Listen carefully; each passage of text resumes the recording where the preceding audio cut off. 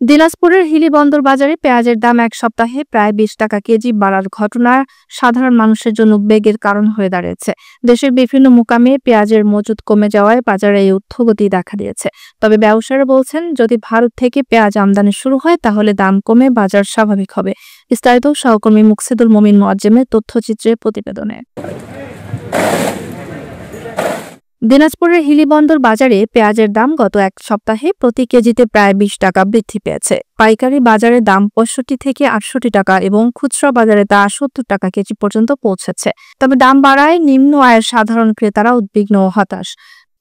পেঁয়াজ কয়েকদিন আগে কিনলাম হচ্ছে ৫০ টাকা কেজি, আজকে হঠাৎ করে দাম শুনি যে ৭০ টাকা কেজি হয়ে গেছে। এরকম যদি হুট করে দাম বাড়ে তাহলে আমরা না, যে সাধারণ জনগণ আছে, আমরা কিভাবে চলবো? আমাদের চলার মতন তো কোনো ওয়াই পাচ্ছি না।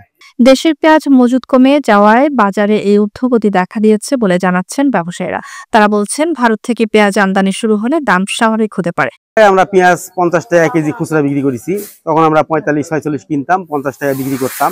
সেটা এক সপ্তাহের ব্যবধানে আজকে আমরা ৬৬ থেকে ৬৮ টাকা কেজি কিনতেছি এবং খুচরা ৭০ টাকা কেজি বিক্রি করতেছি।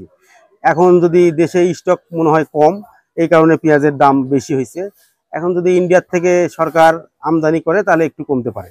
এখন এই সময়তে যদি ভারত থেকে বা অন্যান্য দেশ থেকে যদি আমদানি না করা হয়, পেঁয়াজের বাজার স্বাভাবিক হবে না।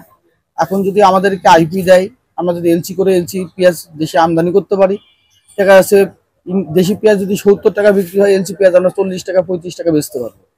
এই সুযোগ যদি সরকার আমাদেরকে দেয়, আমরা দেশের বাজারে মোটামুটি আমরা পেঁয়াজ নিয়ে এসে বেচে এবং বাজারও আমরা স্বাভাবিক আনতে পারবো। হিলি বাজারের ব্যবসায়ী ও আমদানিকারকরা সরকারের পক্ষ থেকে দ্রুত আমদানির অনুমতি আশা করছেন, যাতে সাধারণ মানুষের ভোগান্তি কমানো যায়।